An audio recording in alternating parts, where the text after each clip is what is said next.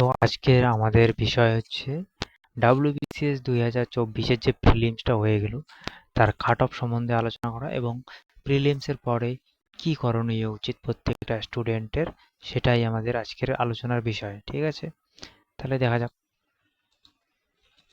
তাহলে কি 2024-এর প্রিলিমস, যেটা আমাদের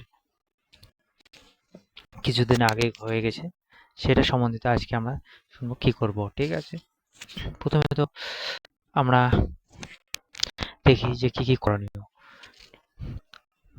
সবার ফার্স্ট অফ অল তোমাদের করণীয় যেটা, সেটা হচ্ছে এখনো 3 থেকে 4 মাস আছে মেইনস হওয়ার। ঠিক আছে, তার জন্য সবাই তোমরা এখন থেকে ডিটেইলসে বই পড়া শুরু করো। যেমন পলিটিক্স, লক্ষ্মীকান্ত একদম থরলি পড়া শুরু করো। তারপরে যেগুলো তোমাদের পরবর্তীতে মেইনসের ক্ষেত্রে কঠিন হইতে পারে সেইগুলো আমি বলতে চাই। প্রথমে তো শুরু করো তুমি পলিটি, ইকোনমিক্স এবং সায়েন্স। সায়েন্স কিন্তু সোজা লেভেলে আসে না। ঠিক আছে, এটা মাথায় রাখতে লাগবে। সায়েন্সটা এখন থেকে পড়া শুরু করো। তারপরে পলিটি, ইকোনমিক্স, ইতিহাস ভূগোল একটু পরে পড়লেও শুরু করলেও চলবে, কিন্তু সায়েন্স সায়েন্স তারপরে কি বললাম,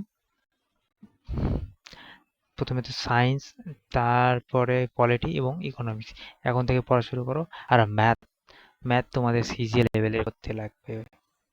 ঠিক আছে, না হলে এখানে তুমি অনেক পিছিয়ে পড়বে। আমি এর আগের বার যখন দিয়েছিলাম তখন আমার সিলেকশনের হয়নি, তার কারণটাই হচ্ছে এই ম্যাথ। আমার সহপাঠীরা সবাই ম্যাথে 170, 165, সেখানে আমি 135-এই সীমিত হয়ে গেছি। ঠিক আছে, তো 135 অনেকের জন্য অনেক বেশি নাম্বার হতে পারে, কিন্তু সিলেকশনের জন্য এটা যথেষ্ট নয়। তোমাকে সিরিয়াল লেভেলের অঙ্ক করতে লাগবে। তার জন্য কি করতে লাগবে, তার জন্য সিজিএল লেভেল,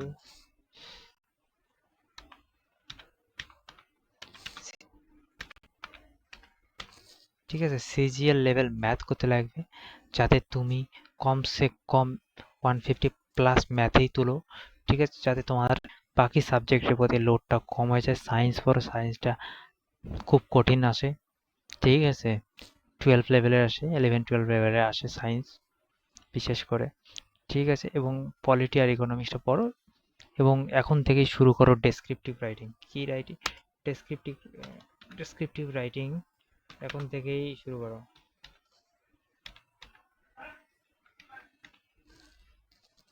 ঠিক আছে, এবার আসি কাট অফের বিষয়ে। কাট অফের বিষয়ে যদি আমরা দেখি, আমরা অ্যানালাইজ করি। ঠিক আছে, 2024-এ কত গেছে, 2023-এরটা যদি দেখি 101 জেনারেল, তার আগে 130, তার আগে 121, তারপরে 127। তাহলে কি কেউ কেউ বলতেছে যে কেউ কেউ বলতেছে কি এই বছর কঠিন হয়েছে, কিন্তু সত্যি কি কঠিন হয়েছে সেটাই বলার বিষয় আজকে। ঠিক আছে, হ্যাঁ এটা সোজা হয়েছিল, তার আগে তো বেশি ছিল। এটা ভ্যাকেন্সির উপরে ডিপেন্ড করে এবং কোশ্চেনের হার্ডনেসের উপরও। রিসেন্টলি কোশ্চেন প্যাটার্ন একটু হার্ডই বানাচ্ছে এবং স্টেটমেন্ট বেস বানাচ্ছে, তো ওই হিসাবেই আমাদের পড়াশোনা করতে হবে। আমার মনে হয়, আমি কাট অফটা বলেই দিই, তো কাট অফ আমার মনে হচ্ছে যাবে জেনারেলদের ক্ষেত্রে। ঠিক আছে, 2024 জেনারেলের জন্য, আচ্ছা অন্য কালার দিয়ে আমি লিখে দিই। ঠিক আছে, 114, তোমার যদি প্লাস মাইনাস ধরে নিতে পারো ভালো কথা,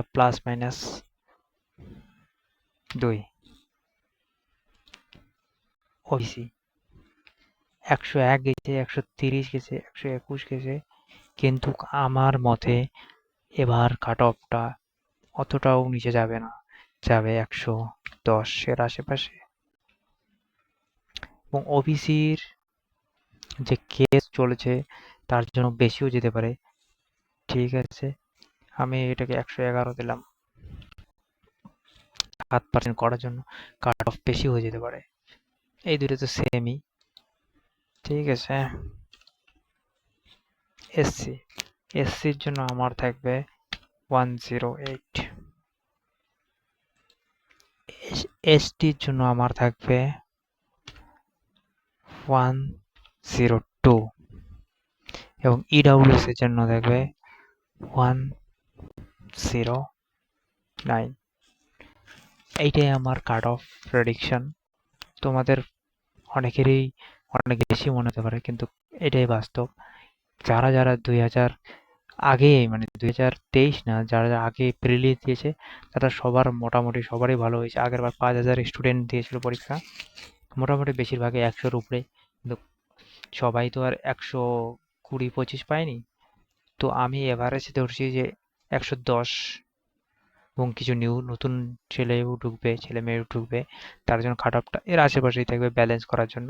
ভ্যাকেন্সির উপরেও ডিপেন্ড করবে, কতজন স্টুডেন্টকে ডাকবে তার উপরেও ডিপেন্ড করবে ব্যাপারটা। ঠিক আছে, এইটা হচ্ছে ব্যাপার। তো আশা করি, আর তোমরা এখন থেকে পড়া শুরু করে দাও। ডেসক্রিপটিভ বললাম যে কি, polity, economy, science and descriptive Bangla English এখন থেকে শুরু করে দাও। বাকিগুলো একটু অল্প অল্প করে পড়ো, কিন্তু ম্যাথ আর সিজিএল লেভেলের ম্যাথ করতে লাগবে তোমাদের। ঠিক আছে, সিজিএল লেভেলের ম্যাথ করতে লাগবে। ডেসক্রিপটিভ রাইটিং, আর কি বললাম, ডেসক্রিপটিভ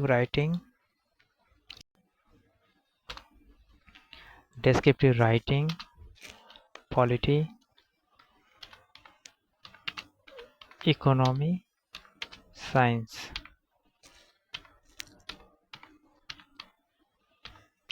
যারা নতুন আছো, প্রথমবার ফিলিংসে ধরে নাও ভালো হয়ে গেছে, তাদের জন্য বলবো যে তোমরা গ্রুপ সিডির জন্য টার্গেট করো। ঠিক আছে, এখনই তুমি যদি অপশনাল পেপার পড়ো, অনেক যদি তুমি আগের থেকে না পড়া থাকে তাহলে খুবই অসুবিধা হবে। ঠিক আছে, আর যদি তুমি পারো তো এখন থেকেই প্রত্যেক 2 দিনে একটা করে চ্যাপ্টার শেষ করে সেটাকে ভালো করে পড়ো, তাহলেই তুমি 2024-এ সফলতা অর্জন করতে পারবে। ঠিক আছে, তো আজকের ভিডিও আমি এখানে সমাপ্ত করলাম। দেখা হবে নেক্সট ভিডিওতে।